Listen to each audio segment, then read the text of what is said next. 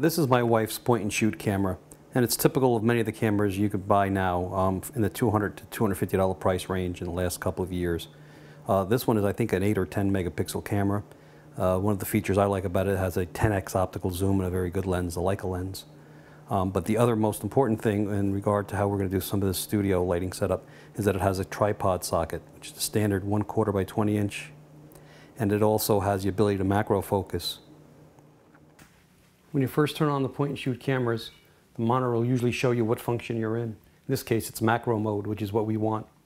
In the back of the camera, very often there are these single function buttons that control important features. The one that we're most concerned with is the one that looks like a lightning bolt, which is the icon used for most point and shoot cameras. And that will then control how you set the flash.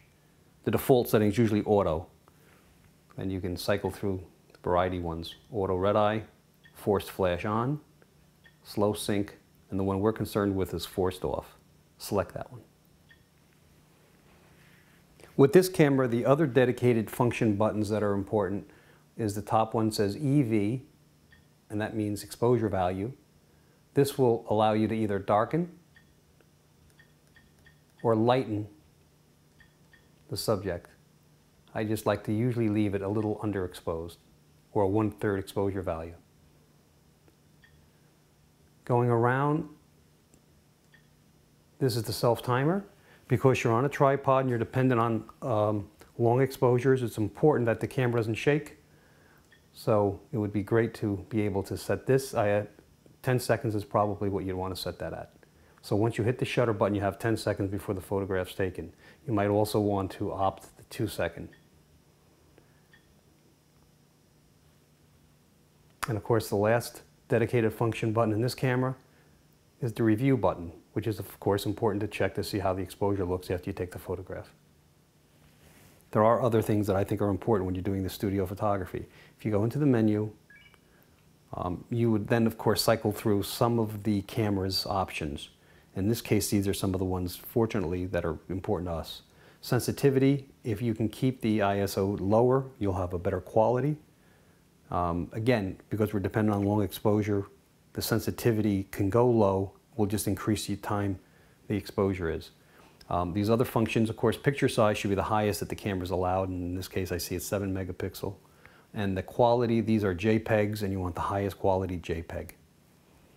Going up to auto white balance, the camera has this great ability to look at the color temperature, and that is each light has a various color temperature or a tinge.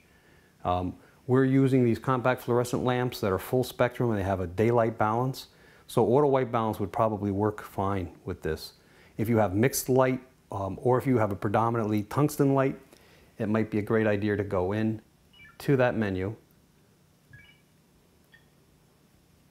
And they have these icons that show you what the predominant light source is. Outside you would have sunlight, clouds, open shade, which is very blue. And this one here shows an incandescent lamp. So if you're using bulbs that were the older typical household bulbs, they have a color temperature that's a little yellow and orange. That would be the correct. Then there's also the option to not auto white balance, but to actually establish a white card that you can then set the white balance to. So let's show you how that's done. You would go to this function. Not all cameras have this, but this camera does, which is great. You have an area now. Of course, this area is defining that gray background in the back. But you would put a white card or a white piece of paper, and then you would press, and the white balance would be set for that.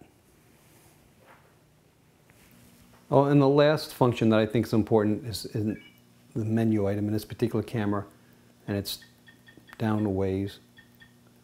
But it just allows you to shoot a longer exposure. It's called slow shutter, and I'm going to choose up to 1 second. And that just about covers all the things you need to know regarding setting your camera to take some great tabletop studio photos.